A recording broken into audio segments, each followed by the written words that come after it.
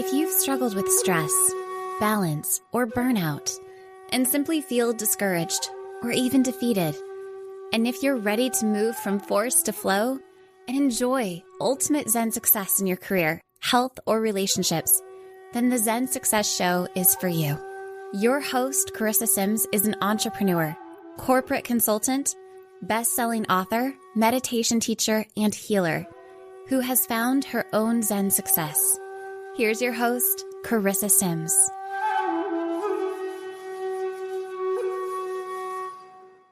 Welcome to this week's episode of Zen Success. Today, I have the pleasure of speaking with Deborah Mallow. As a lifelong New Yorker, no one should be crankier than Deborah Mallow. But this happiness expert, sorry, I'm just like cracking up as I'm saying your bio.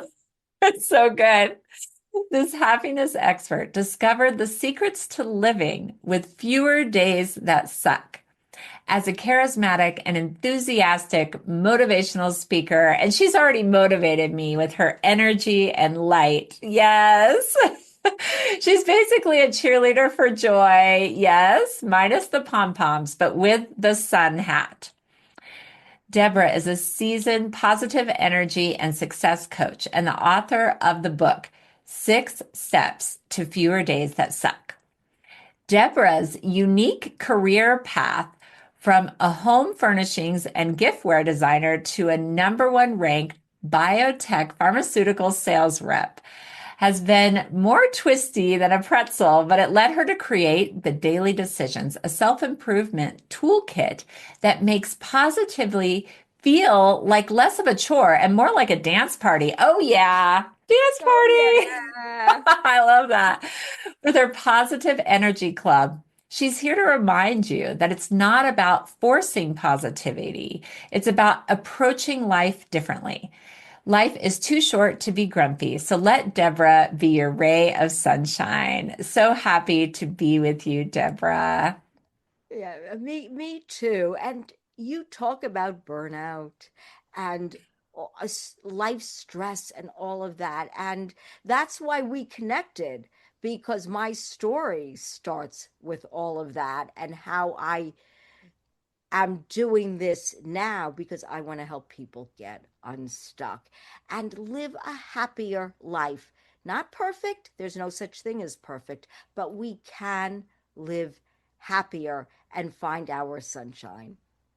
Well, I would love to hear a little bit about your journey. So, in your bio, it says from a home furnishings and giftware designer. Should we start there maybe and then talk about the pharmaceutical sales that you did? Well, we can, because it was a Yeah. pattern in my life to always overachieve. And I'm sure people can relate to that because we push ourselves to exhaustion. It's never good enough. You look at not the 10 great things you did in a day, the one thing that doesn't, or the two things that don't meet your expectations, but your expectations are way too high and not realistic many times. And there's no life balance. So for many years, my husband and I, we licensed my designs to home furnishings and gift products. And then we went in a different direction with Yeah, so that was your own business. that was our own business, and for over like basically about 18 years. Oh, wow. And then we took a break, but reality set in and we really did need health insurance, not self-funding it anymore and things like that. So I talked my way into a job as a pharmaceutical rep, a BioTech pharmaceutical rep on top of that. From Oh, wow. So what type bio of things were you selling? I was selling injectables, Okay. but the thing is, I wanted to strive to be the best for my Mhm. customers, the best in the company, in that franchise, always the best. And one day on a New York City subway platform, tears started to stream down my cheeks, and I said to myself, nothing will ever change unless I change. I have Mm. to reframe my perspective and reshape my thoughts and find some balance in my life, or I'm going to come to the end of my life. Actually, I'm probably going to stroke out, and that will be the end of my life. I really felt that so strongly. It Mm. was like my intuition telling me, stop. You That's need to powerful. figure this out. And so that was the journey to finding fewer days that stuck and finding more Oh, time. amazing. So, where do you think that drive came from? I mean, because I see that a lot with people that are from the East Coast. Do you think it was from your family? Do you think it was like your lineage, or do you think it's just something unique about you? I know a lot of people have that. I guess they call it type A personality. They're Yes. just driven, driven, driven until the point of exhaustion of what you're saying. What do you think the source of that was? Ever since I was young, I think I struggled with a lot of things. I wasn't always the smartest or the most Mm. gifted. I'm very small, I'm very petite, Okay. and maybe I'm overcompensating Oh, for okay. that. How tall are you?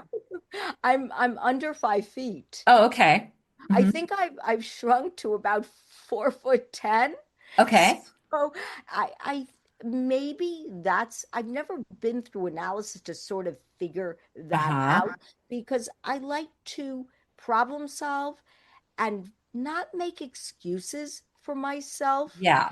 and try to come to terms with who I am, and accept myself for who I am and appreciate myself.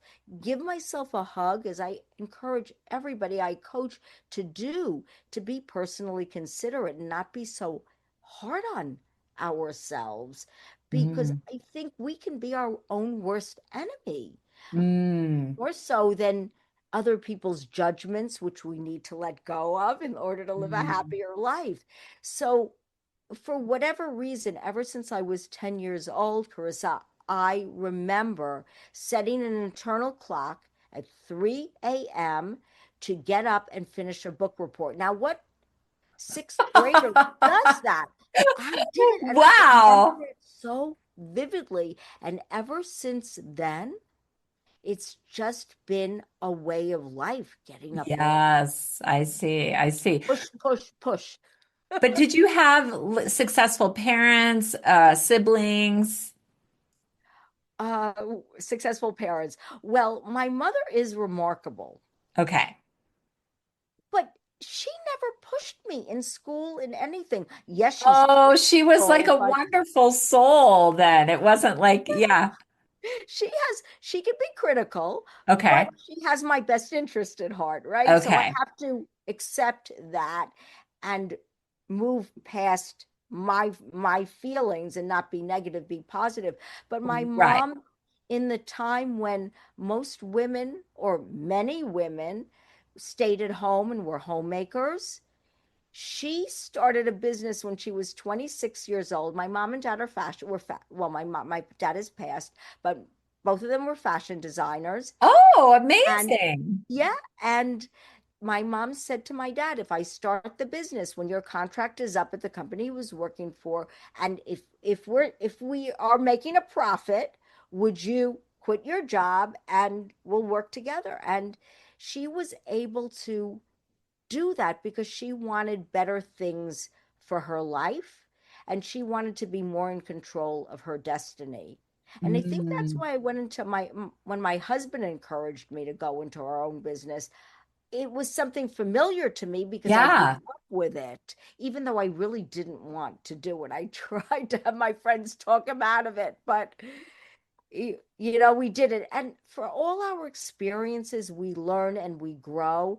And I challenge people to take risks in your life, not crazy risks, but risks that are practical, that will help you learn and grow and show and build your confidence and self esteem. Because I honestly believe the building blocks to a happier life are confidence, self-esteem, resilience, being able to bounce back from adversity, which we will all face in life. It's impossible not to face difficult times. And then a positive mindset. I think those three things working hand in hand. And of course, courage and belief in yourself, which comes with confidence and trying different things, really leads to living a happier life in balance if you're conscious and working with and living with intent and being intentional about your choices. Yes. So let's go back to that moment when you're standing on the platform and you're realizing that this biotech job is very stressful. What happened after that point? Did you change anything about your life? Did you keep your job and then just add more balance? And did you work not as hard? Did you let go of that number one drive to be number one? No, I stayed I stayed a few more years. But during that time, I didn't know it was going to turn into six steps to fewer days that suck. I started to write my own guidebook. How Oh, wonderful. and that's exactly, I mean, I wrote it for me and I was encouraged to put it out into the world many years later, but I started to come to terms with, I asked myself questions. I made commitments to myself. I researched why, the science behind why I was acting a certain way, because so much of our actions have to do with different things that we need to be aware of, like negativity bias and that our brains like patterns, so we can create positive patterns that stick, and being able to reshape our mindset, and then also how to boost our endorphins and exercise and smiling and laughing and all those little things. And I researched that and I started to put it into action. And then my husband said something to me one day. He said, you could keep working, keep pushing to get the next script, to walk into offices happy and inspire people and just be kind and happy. But do you really want to die doing this? Do you want this to be your legacy? And I said to myself, you know what? It's time for a change. I think now, after writing this guidebook, I need to do something to help other people, to pay it forward. And I gave 3 months' notice because I'm a very kind person, and I wrote copious notes for whomever the next rep Oh, would yeah, be, rep would maybe my be. manager. I'm so responsible, and I also am very appreciative for my job. I mean, I'm very, very grateful for it. It Mm, wasn't their fault that I was like pushing, pushing, pushing, I mean, they loved it, of course. yeah, yeah. They But weren't putting that demand on you. You did it yourself. I understand. yeah, exactly. And then we took time off and we walked the Camino de Santiago. I don't know if you're Oh, with familiar your with husband. that. So he was retired already. Yeah, yes, he took time off. He does many things, my Oh, husband oh, still. okay. We both do many things because we really enjoy being busy, having a purpose, fulfilling our passions. And that's the nice part of working, when you can do it more on your terms and you Mm, enjoy what you do every day, and you learn to balance, because we like to travel. There's many ways to live an intentional life, and everybody deserves to find their path, but they have to be honest and true to themselves and incorporate a more positive mindset, so you're more ready to accept the good things in life and able to deal with the difficult, messy things in life that mm. will always be there, because nothing is perfect and life won't be perfect, but it's how we react. That is the key to everything, our reaction, and reacting calmly and pausing and not lashing out, calming the anger, the frustration. That really helps when approaching life and wanting to add more joy into our everyday. Yeah, absolutely. That's wonderful. And it almost seems like a new book is coming out of that passion of you, where you said live an intentional life, where, that could be the follow-up. 6 steps to fewer days that stuck. And then live your intentional life, live your best life. It's it's so important, I think, what you're saying is to have multiple interests, to live life on your terms, to travel, to have that balance. So what does being in balance mean to you? Does that mean not working too hard? Or like, what does that mean to you? I find if I'm happy, if I feel good about myself, if I'm kind to the people around me, I'm in balance. Mm. And because I enjoy working, not everybody enjoys working. I get a Mhm. lot of I like this that sense of accomplishment. Hmm. And now I actually don't think about I only think about, I should say, I only think about the good things I do. That doesn't mean that I don't reflect on how I can improve myself, Okay. but I But you've don't let, shifted your mindset. Yeah. yes, 100%, because I think it's really important to appreciate ourselves. And I have for myself, I've developed a morning routine, which Okay, let's hear this. which involves smiling, because Okay. smiling is gifting happiness outwardly, but also inwardly, because when you smile, it boosts our endorphins. Just anyone try it, and you just somehow turning your lips upward makes you feel good. So I do that. And then I say positive words to myself, like something like, today will be a great day, or today I bring the positive energy, whatever it is to sort of spark that positive thought process. Because as I've researched, what happens in the morning is we have a cortisol spike, which when we first get up, which is just a natural occurrence. We're not controlling it, it just happens. So I like to work against that and not and mitigate the negativity or the negative thoughts, and and feel more positive, have to make a positive spin on anything that could creep into the day that could be negative. And I'm not talking Pollyanna, and I'm really trying to be practical, because for me, and I think for most people, we really want to be happier. So we have to intentionally do that. So I smile, I say the positive words, and it makes me feel better. And then I hug myself. As you saw, I said we hug ourselves, and I continue to say something kind to myself, a positive attribute. And then I'm able to start my day better. And I try to eat healthy, and I try to sleep for a good amount of time, not oversleep, not undersleep, just the right amount of time, so that I'm refreshed and I'm less emotional.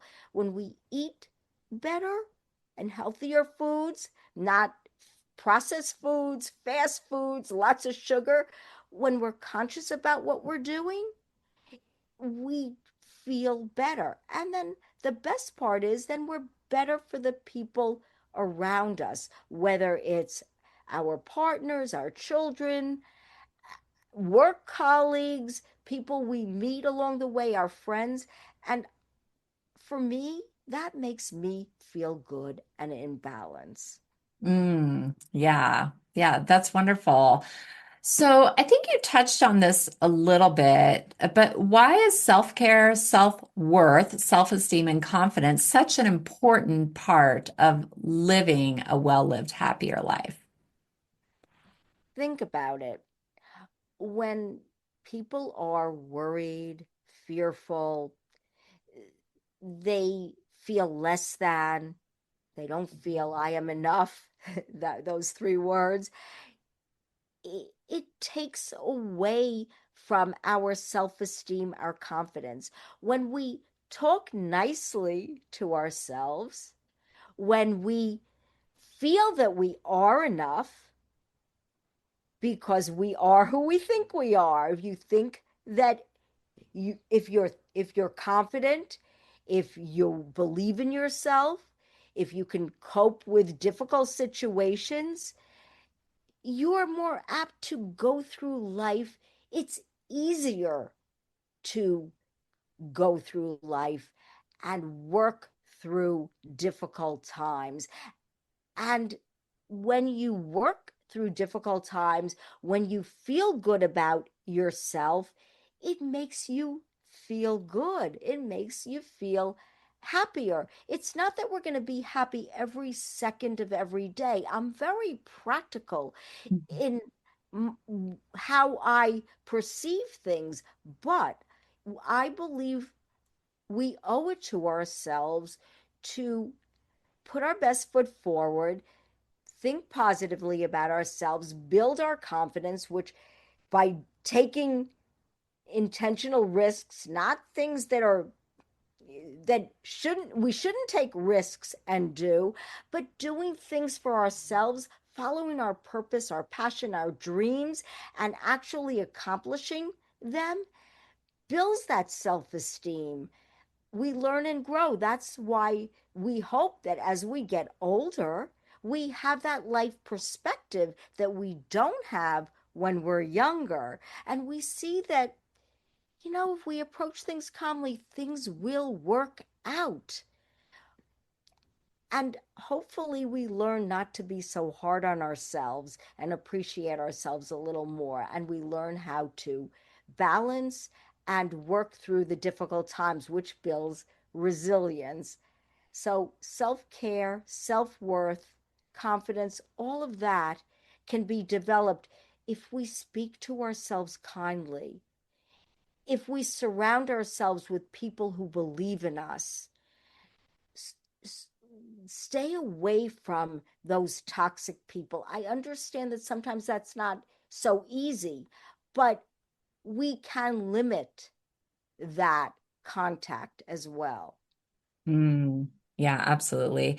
And I try to teach this to my kids because I mean, both my kids can get stressed, and my daughter, she can get into a tailspin and get very, very upset about things. But it was interesting when we were on vacation just this past week. We had a very nice hotel room, a suite with a view of the ocean. And so there was two rooms, and the back view room, didn't have the ocean, but it was in Alaska. So it stays light till like midnight or 1 in the morning. So she lost coin toss. My son was like, got the room by the ocean. And then she said, but mommy, we're not going to have the sunlight coming in and waking us up. Isn't that great? So she was able to shift. She did get upset. And I said, what is the positive of this? Can you see anything? And she found it, not me. So I was really proud of her for that. Yes. Yeah. How old are they? My daughter's 10 and my son is 13. Oh, that's wonderful. It's good that she's learning that, and I'm sure that you actually praised her for that too, because that's how we learn to regulate and feel better about ourselves that we can. She was able to problem solve that, and that Hmm. gives you a sense of accomplishment. And then that history and the fact that you did it, I'm sure will stay with her. So she'll do it Mm. again. Oh, that's amazing. Yeah, right, right. I Yes, know. So, it's flipping the so we'll script, see right? how that evolves. But anyway, it's just interesting. And did you feel that sense of joy and happiness when you completed this walk, the Camino? Like, how did that come about? Did you and your husband have this goal, or it feels very exciting to me? It actually it was my husband's bucket list. Believe me, Oh, you wouldn't have thought wonderful. about it.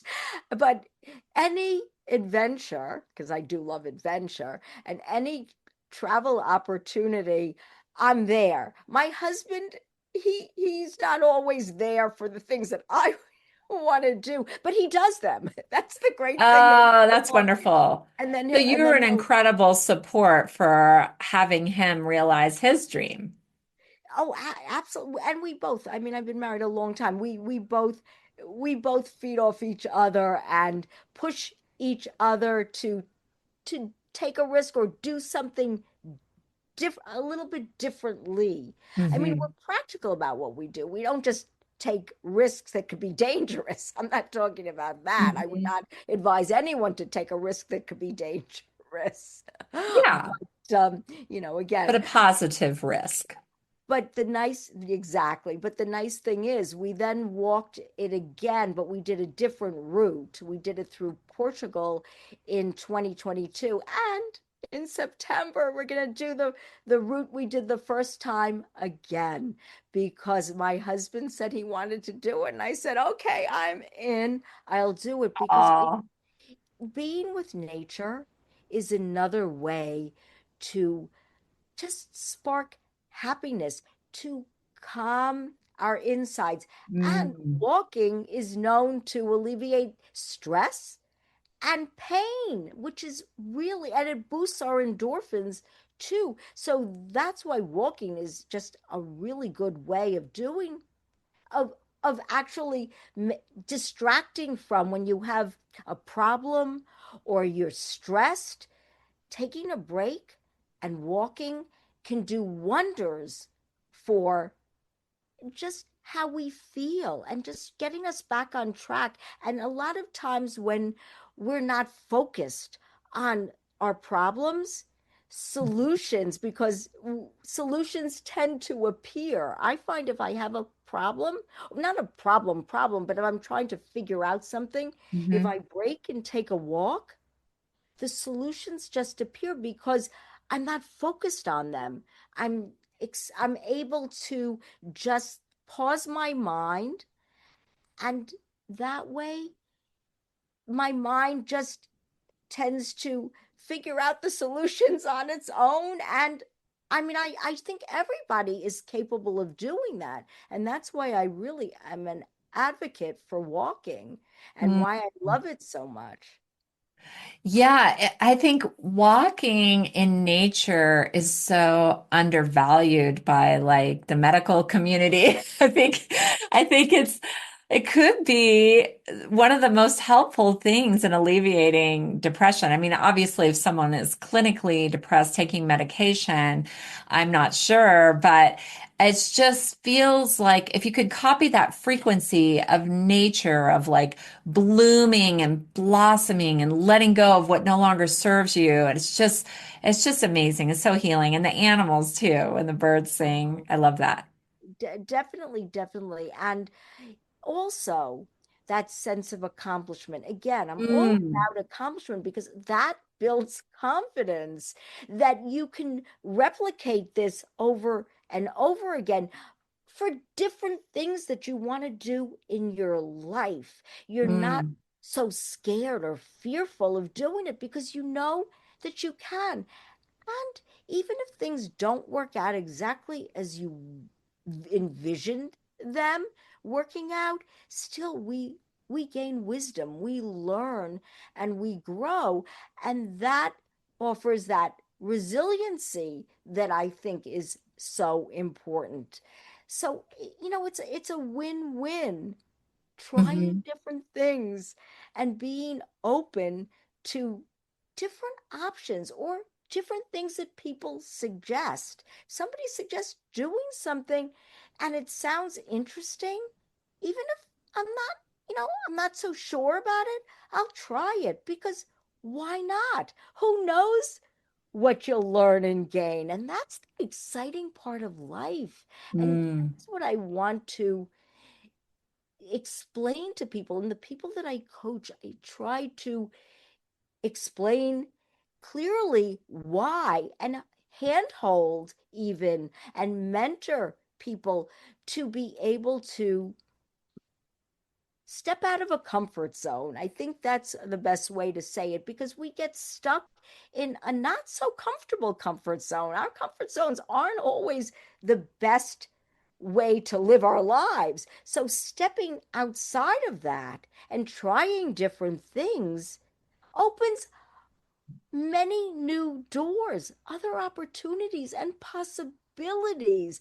And that is the exciting part of life because you get to the end and you say, why did I complicate my life so much? Why didn't I try this or that? And I read about so many people that do that.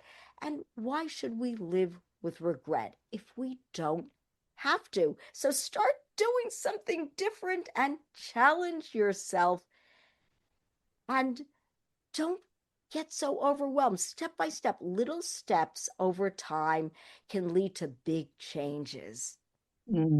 That's wonderful. And also if you are stepping outside of your comfort zone, give yourself love and grace and patience for that because I have that with painting. So I took like it was like a wine and paint night for my Oh, friend's yeah. birthday. Yeah. And it was really fun and I enjoyed it. And then I took this other painting class where you painted with your body. And I really had to let go of my preconceived notion of me not being a painter or me not being an artist. I had that identity and I felt it just like melting away, as I took the class. Oh, I love that. And it's interesting that think about just Grandma Moses, right? Hmm. She, at 77 years old, she picked up a paintbrush. She always loved art, but she never did anything with I it. don't really know that story. I don't know that story. So she was 77. Okay, carry on. 77 or 76. Well, she was in her mid 70s, let's put it that Okay. way. And look, she hangs in museums. So we put limitations on ourselves, don't we? Mm. And our mind can play tricks with us or feed us. We come up with all this information that really has nothing to do with reality. And look, you didn't do that. You didn't limit yourself. You went for it. And with that came joy. Wow. Everybody needs to just do that for themselves, honor their value. Yeah, that's beautiful. So let's say someone in our audience is feeling stressed right now or burnt out. What would be the first step? I mean, they could buy your book, which is really a guidebook for them to get out of this feeling, correct? It would, because it's so simple Mm-hmm. to do, and I don't complicate it with graphs and charts and too many things. It's simple visuals or questions and action items, even mantras, you could say, stories about other people who achieve this. It's inspirational. It's a hug for your soul.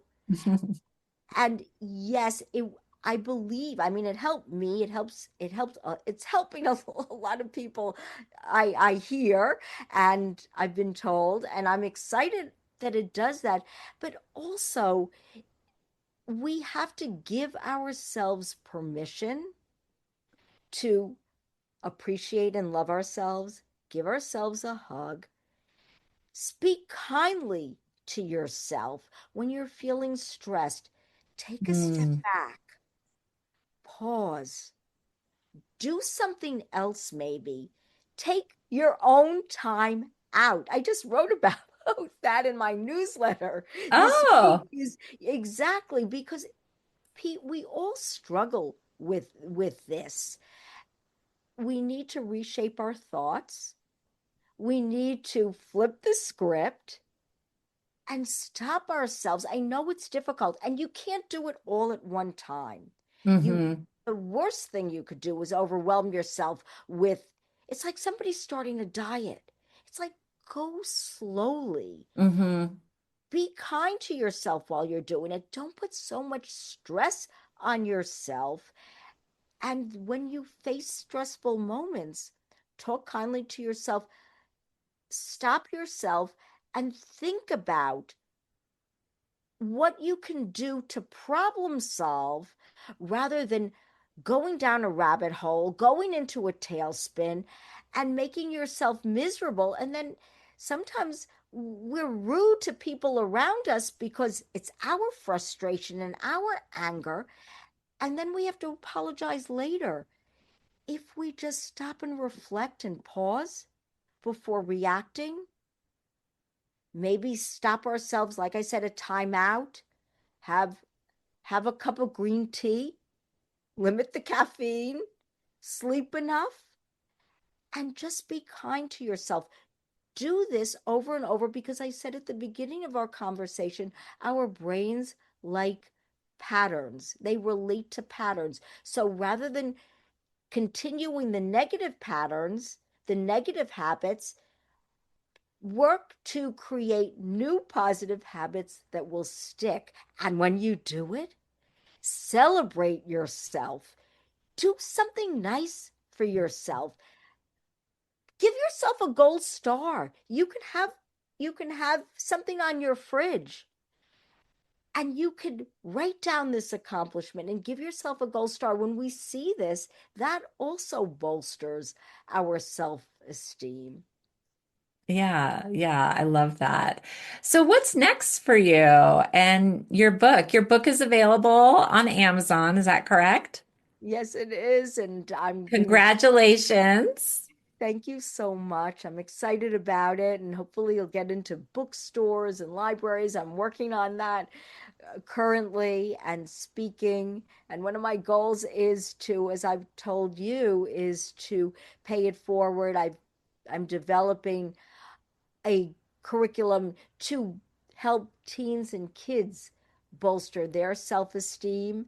And I want to be able to do that because I find when we learn as children to be kinder to ourselves, we develop into kinder adults.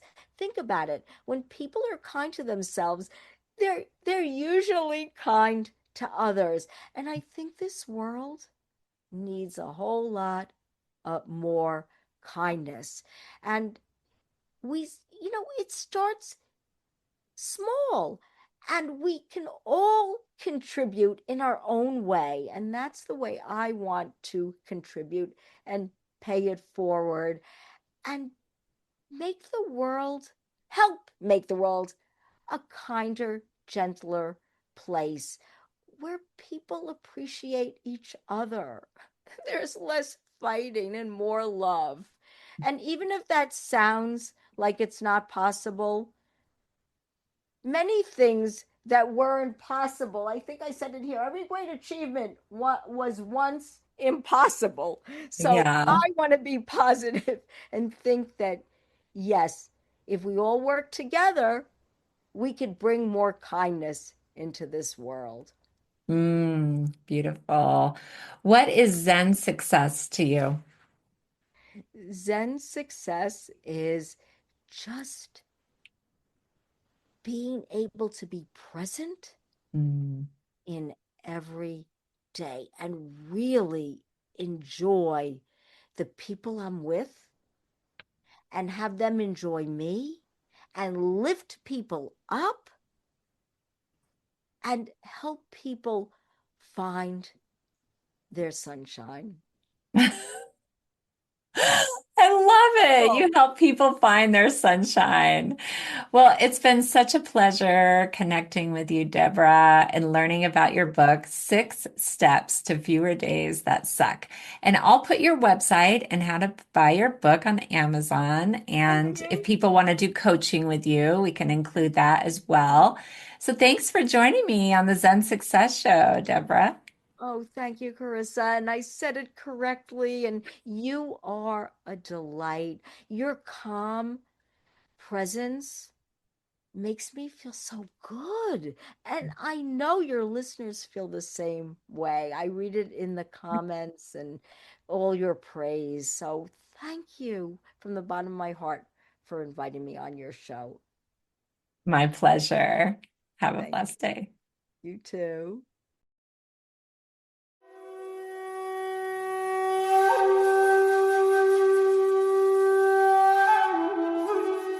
That's it for today's episode of Zen Success. Head on over to iTunes, Google Play, Spotify, or wherever you listen to shows. Subscribe to the show and share with friends.